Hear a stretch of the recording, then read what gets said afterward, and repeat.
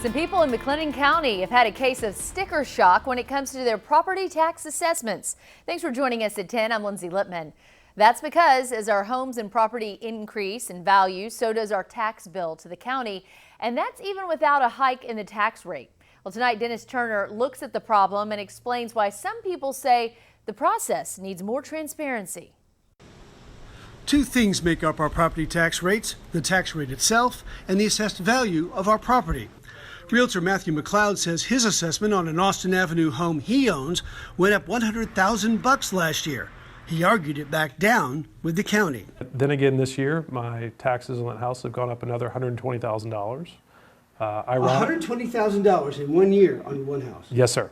McLeod knows real estate, so he smelled a rat. And I expect that the $120,000 escalation is pretty unrealistic and not based in reality. But appraisers with McLennan County say that is the reality. And we have to try to determine what market value is based on what we see going on in the market. McLennan County appraisers say values in and around Waco jumped big in recent years. We really first saw it 17 and 18. That's when we ran our numbers and came up with 12%, and we had to go back and check it because that just didn't sound right. He says the numbers checked out. Meantime, McLennan County leaders didn't change their tax rate much more than they had because they didn't have to. At the same time, other changes came into play. Experts say tax breaks for developers often play to our property tax rates because local governments will freeze their incomes in so-called TIF zones and then raise taxes in other areas to make up the difference. Meantime, county appraisers say independent numbers backed them up. Last year, we were showing a 12% gain, and that was backed up by the Texas A&M Real Estate Center, who's a third party. We just basically look at our numbers and make sure it matches.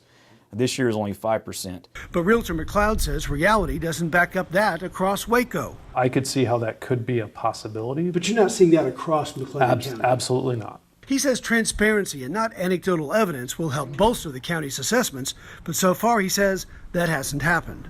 When the county says my home is worth dramatically more than it actually is, and I cannot sell it for the amount or anywhere close to that, that creates a big problem for many people. People he fears could get priced out of their homes if assessed values keep going up and tax bills keep going up along with them. In Waco, Dennis Turner, Central Texas News Now. Anyone wanting to dispute a property tax assessment may do so through the assessor's office. You'll need careful documentation, though, to back up your claims.